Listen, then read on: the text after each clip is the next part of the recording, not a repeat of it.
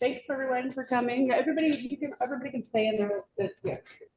You can hear us. If everybody can hear us, they can sit wherever they want. Welcome to everybody here. Welcome to everybody online. We're really excited to be here in this great location. I'm Stephanie Lieggi. This is Carlos, and he'll introduce himself in a second. But first, I want to start with, if I can get my computer to work today. You can do it. Yeah, I heard that. All right, maybe I'll go get my mouse. There we go. Good. All right, there we go. All right, so I just wanted to thank everybody for here. We also wanted, since we are in UCSC, we want to make sure we acknowledge that the land on which we gather is the unceded territory of the Owasso speaking Yupi tribe.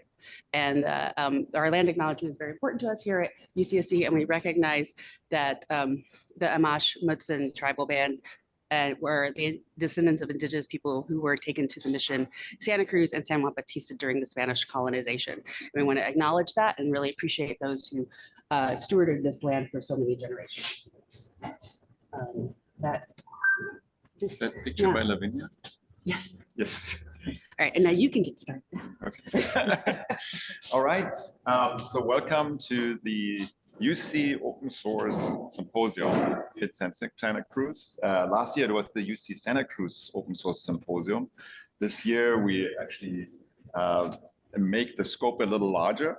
We are hoping to develop this particular event into a truly UC-wide event on open source.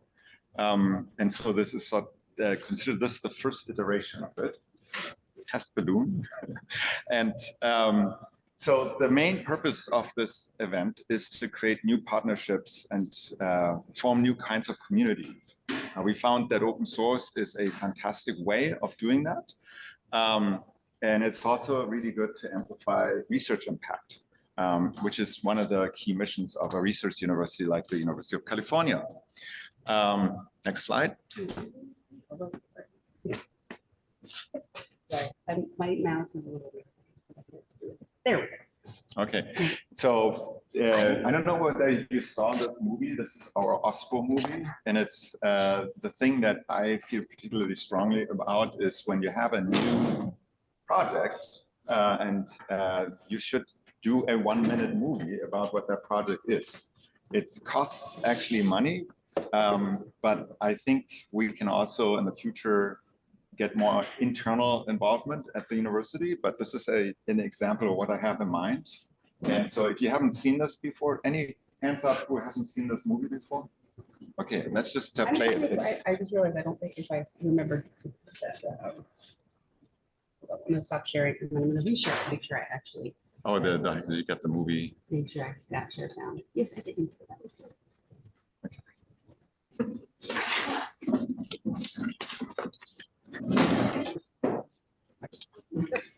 Today's universe of open source communities has immense potential to amplify the impact of scientific research. But without the right organization and connections, all that potential could drift off into nothing. That's why the UC Santa Cruz Open Source Program Office is here to provide a center of gravity that brings together everything needed to unlock that potential.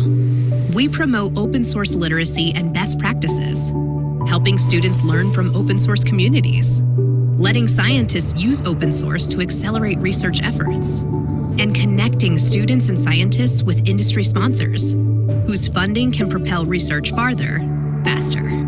We also reveal the value of open source to the university, help navigate open source ecosystems, enable engagements that help research programs thrive, and extend the ways open source can help achieve the university's mission. Want to know how you can be involved? Contact us today. Right. And this was this was done by a very cool agency whose CEO I tracked over the years. She was the main storyteller of our first 1-minute video, which was about CROSS, the Center for Research in Open Source Software, in 2015. She's still working at Today's universe of open source communities has immense. when she was working at FTC, which is a different company, right? But there are like these companies out there that help you produce these movies, and I think they're well known among the startup community, about the corporate communities, right? And they are very talented people. But I think we also have these people in the university, and I'm sort of really trying to push the university to have programs. We know that there are really talented students in this campus because we have computational media that actually do these senior projects, showcases once a year, and show off amazing pitch videos, right? Short videos that are basically team efforts from like engineers, art, and other division students, multidisciplinary students that are in these Bachelor of Arts and Bachelor of Science programs. Right.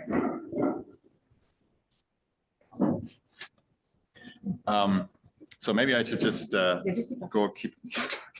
So the important thing of open source to the university is at this point pretty unknown, but it is well known within industry. And so you can sort of extrapolate that what is really important for industry. There are many industries like Samsung and other companies that sell a lot of devices like TVs, where it's well known that the open source content of those products is like 80 to 90%. So 80 to 90% of the software is open source. And this is like software, there's a lot of this sayings, software ate the world, but open source ate software. And now we have like this problem. We're going to talk about this in the program today, where because of the proliferation of software, especially open source software, you have also many more opportunities in crime. And so the cybercrime value or damage is estimated in 2024 to be $10 trillion. And that's like that's sort of the size of the third largest economy after US and China, 10 trillion. And so it is absolutely certain that legislations are going to come up with regulations for software. And in order to make sure that those regulations are not destroying enterprises like the research enterprise, you have to know what is actually the role of the software, right? And so, next slide. So universities really need to start paying attention to this, and they don't right now, right? Open source is an unknown in universities. And so this becomes most drastically clear. There's in Europe an effort to bring in legislation called the Cyber Resiliency Act, CRA, and the foundations, the software foundation like the Eclipse Foundation, are already ringing alarms everywhere they can, because they're actually headquartered in Europe, and they see that that will totally destroy most of their open source projects, as if that draft of legislation as it is now becomes law. So there's a really big urgency of knowing, what's the value of software, on open source software, to the universities, and we're trying to, with these events, to promote that and bring together people who can help with that. So the OSPO, UC Santa Cruz Open Source Program Office, has the mission to track and promote the value of open source in research and innovation. It's not only showing the value of open source, but also making sure that people see the opportunities of using open source software to amplify their research impact. Next slide. So we address the challenges in a way of, educating students to be productive in open source software projects, tracking the value of open source and UC systems, and then broadening the engagement with industry, government, and foundations, simply by actually showing what's going on. And we think that open source software and open source software repositories are a fantastic surface in how to engage in research. And there are many other things, right? So supply chain security, knowing the dependencies of research software to other software projects outside the universities, are all things that are very important to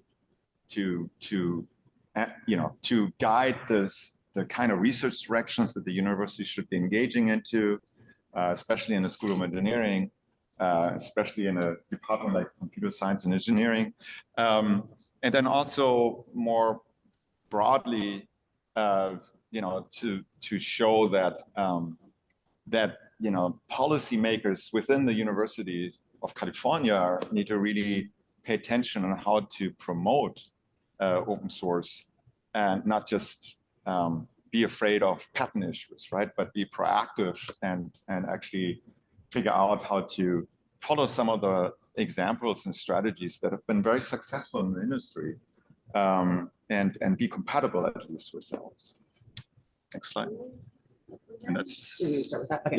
Yeah, I'll talk briefly so we can about what our programs are that we've been doing at as part of the UCSC OSPO.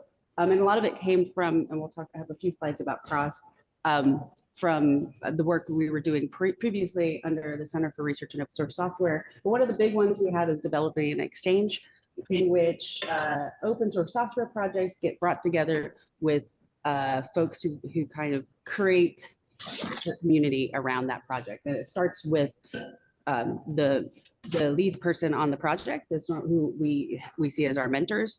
And then we also, and we bring them together with students as well as hopefully with sponsors and other open source community folks who are interested in the work that they're doing. And that's through the OSRE program, which we actually have just showed up, one of our students from this year. And we have, I think we'll see a few others. We have a couple mentors in the audience as well. And so we'll be talking about that a bit more at the end of this, today. But it's a great program that really brings together UC mentors and other mentors from different universities, together with students who are very excited to work on their open source projects. And we also have a whole program on specifically for reproducibility that they're also very interested, that also is a great way of getting students and building these communities. What we're also looking to do is to look more towards creating healthy communities. And with that, we're going to try and push more for mentoring, training, and certification. So we have mentors who actually know how to work well with students. And we've had a really good system set up for that. I mean, we've had really a lot of good success with that, but we want to make sure it's something that's sustainable in the long term, and also create kind of best practices and professional development for these mentors and for the students. This again is the Open Source Research Experience Program. We also, and that's what the main one we worked on. So it's works with GSOC, but also other sponsorship programs like the Summer of Reproducibility, which I'll talk about a little bit later in the end of today when I introduce the students that we're working with this summer. We also have an incubator program that allows the up and coming leaders of open source to enable communities around their open source research projects. And Emily was here a second ago. There she is. And Emily is one of them, and Oscar should also be here. There's Emily, there she is. You can't find her there, she's right here on her picture. And I'm really excited that Emily got to work on the OSRE Catalyst program, which she'll talk about more, I think, in the session tomorrow. And that actually was our first chance to bring in HBCU, historically Black colleges and universities, students from there to come here to Santa Cruz to work on learning more about open source and open source tools. And it was a great program. And we may actually have a few of those folks on the call today. And I know one of them is going to be part of Emily's program tomorrow. So I think that's going to be really exciting. We also have Oscar, who isn't here yet, but he also has a session tomorrow. So you can hear some interesting work about his, about Polyform and PolyPhi, which is an open source software platform for learning and visualizing activity patterns in complex data sets like slime molds and the universe. So that's how I understand that one. We're also creating partnerships with innovative open source initiatives inside and outside the UC system. We'll talk a little bit about the inside the UC system and the panel a little bit later today. Just at a time, good. So do you want to do this part? Sure. Yeah. So I think that I just want to quickly kind of look at the roots of our OSPO. That's the Center for Research in Open Source Software that I founded in 2015. It was, there's basically three missions or three parts to it. Some of them overlap with the OSPO. One is that we basically teach students how to be productive in open source software projects or communities. But then the second one is actually a research funding program where we identify research proposals that have a plausible path to a successful open source software project and fund those projects. And then we have an incubator, and that was the idea that we basically fund postdocs after they graduated to build open source communities around their research products. And so those three parts are essentially embedded in a relatively traditional organization that is very much patterned after the industry university collaborative research centers structure that's been, used for decades to structure collaborations between universities and industry. And it's a consortium, it's a membership-based structure, and we were able to raise over $2 million in membership fees over the years. But this whole thing got started with Sage Weil. So Sage Weil was a student from about 2003 to 2007 here at UC Santa Cruz, a PhD student who created Ceph, which is the open source distributed storage system that he basically continued to develop after he graduated, because he was already a serial entrepreneur and was independently wealthy and could afford to actually do that. And it also made sense because one of his business was DreamHost in Los Angeles. And storage was a big cost center of in hosting, web hosting, right? And so he could just use this open source storage system to do essentially the same thing, and it saved a lot of money.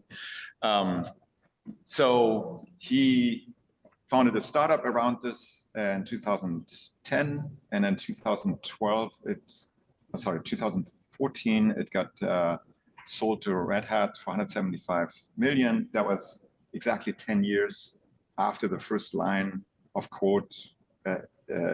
After he wrote the first line of code that ended up in Ceph. So that's a pretty good value creation. If you think about value creation in open source, that's a good example. But what was even more dramatic was the sale of Red Hat to IBM in 2016, 17, I don't know whether I don't get the years right, but that was like $34 billion. And now Ceph is actually a strategic key part of the storage portfolio at IBM. Who would have known, right? So that actually started in 2022. So if you think about that, something that started as an idea in engineering 2, room 375, is now a strategic part of a big part of the industry. And so this actually, allowed Sage to give us $2 million in 2015. That was the second largest donation to the School of Engineering. And over the time, we thank these companies for supporting the center. Kyosha is Seagate, Huawei, Samsung, Fujitsu, SK Hynix, Micron, Western Digital. We also have a fantastic advisory committee. So James Davis is a professor of computer science and engineering. He's also the founding director of the UCSC Center for Entrepreneurship, and is very familiar with startups coming out of universities. Doug Cutting, very well known among people who are familiar with big data. He created systems like Hadoop and a number of other things that are sort of a core part of the ecosystem of the Apache Software Foundation's portfolio of big data systems. Nithya's isn't updated. I just Slide. Sorry, Nithya. Yeah, Nithya. That's not where she's at. Nithya Ruff is the head of open source at Amazon. Ignore what's listed there. But she's also the chair of the Linux Foundation board of directors. Then Karen Sandler is the executive director of the Software Freedom Conservancy.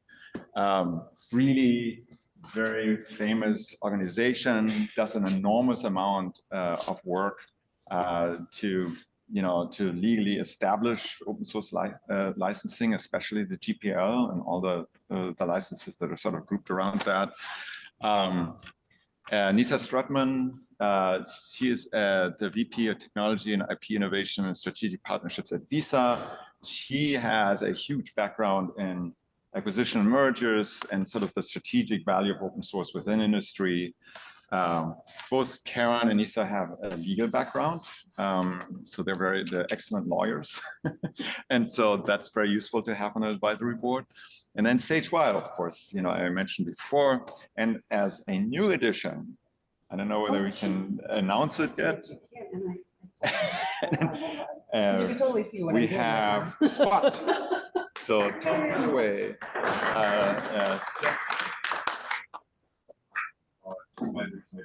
So thank you so much. Like, it was so recent that I forgot to unhide the slide. that he accepted it. So sorry about that. So really happy to have him. I hope that doesn't create strange feelings that we have two Amazon people on the advisory board, but I think we can, both Nithya and Spot are really famous for their support in open source. And Nithya was actually the person who connected us to the OSPO++, which is the brainchild of Jacob, who's also here.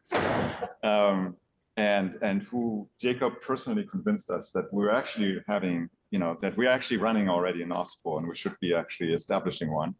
And I think, we didn't think of us as an OSPO. We thought of us as a research center. And we found actually after about 6 years, yeah, research center is not maybe a good home for all of the programs that we wanted to do in CROSS. And we find that actually having an OSPO is extremely valuable.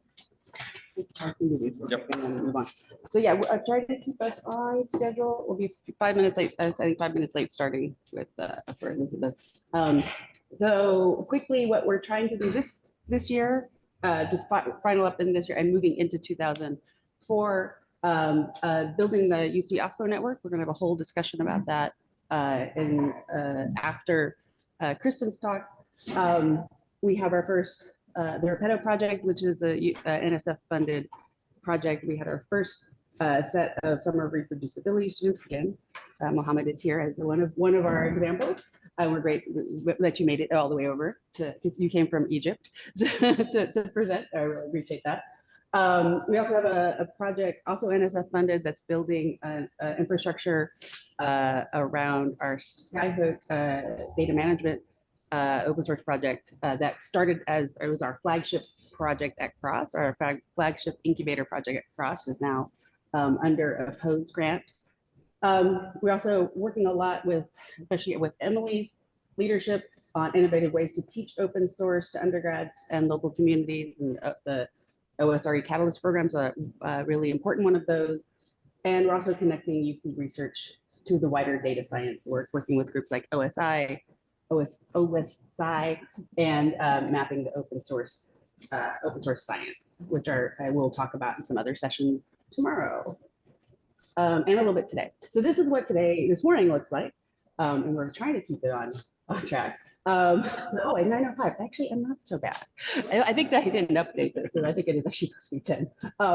But it's 10:05. So it's a well, these opening remarks we're having right now, which are right on time. And then Elizabeth will come up in a second and introduce, give some welcoming remarks and also introduce Kristen, who unfortunately got COVID. She's there, and so it has to now be remote instead of in person. But I hope she's feeling better.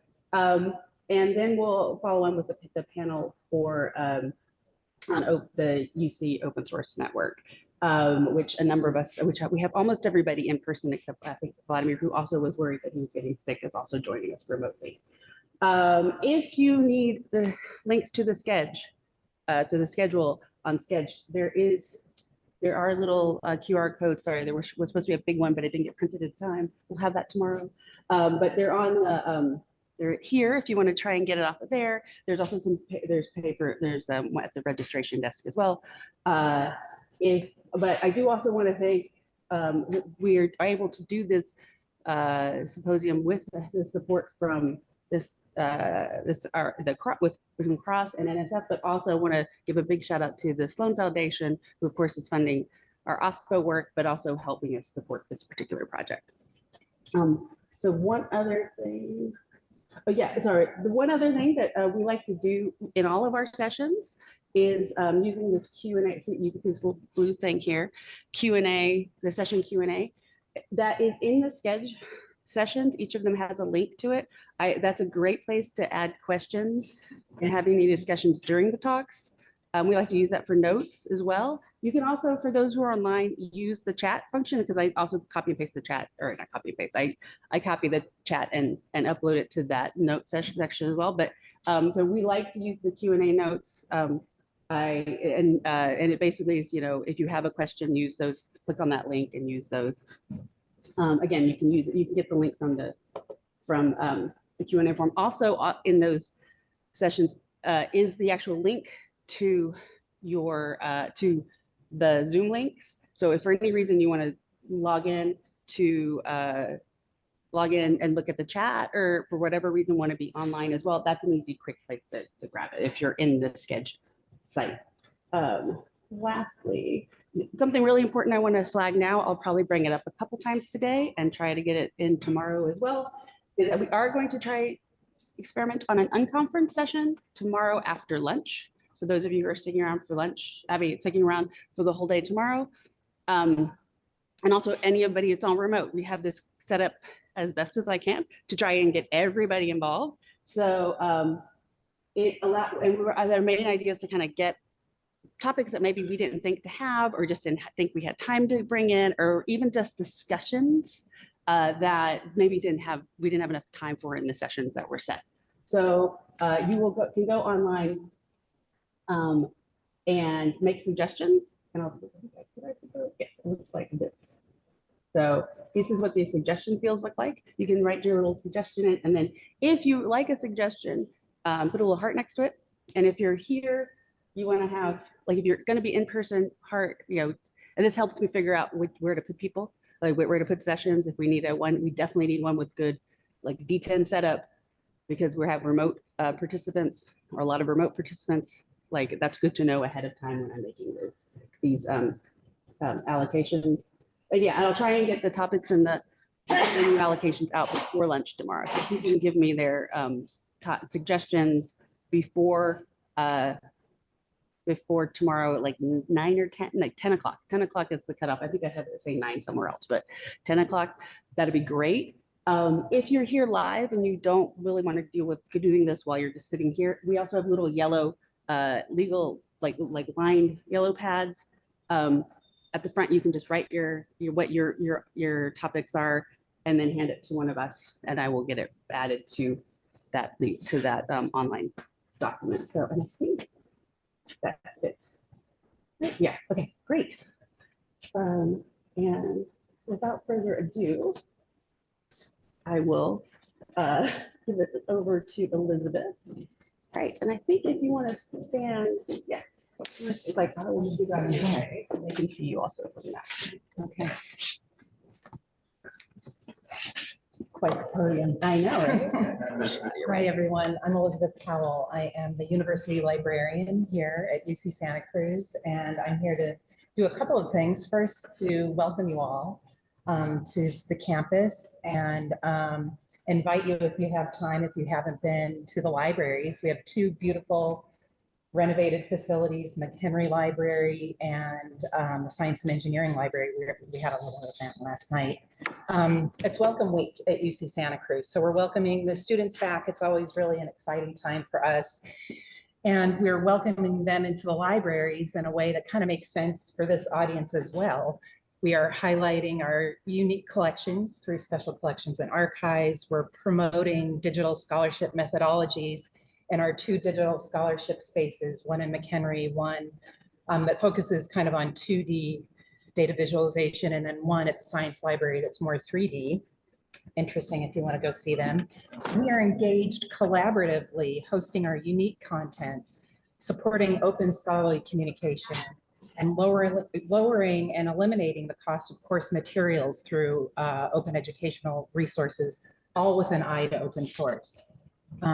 You may be familiar with the UC-wide open access initiatives and the way we are trying to change publishing behaviors and the way libraries are actually spending their collection resources in support of scholarly communication. Open doesn't mean free, obviously, but it does mean changing the way we think about our collection budgets to align with our values to open. Taking this a step further here at UC Santa Cruz, and given the Biden administration's proclamation that 2023 is the year of open science, UCSC is launching a campus-wide initiative this fall to continue into 2024 and beyond, supporting open scholarship. So we've engaged Kristen Rattan, who you will hear from next in this. She is the founder of Strategies for Open Science, or Stratos. And we are actively engaging with our community to learn what services and infrastructure is needed to support open scholarship broadly. It's a unique initiative in the UC system because it is a partnership between the Office of Research, ITS, and the library. So we're really excited to launch it. You'll hear more about it. If you are a UCSC campus affiliate, you will hear about a survey. We want to learn about what you're doing with your data, where you're depositing it, and really promoting this kind of open behavior.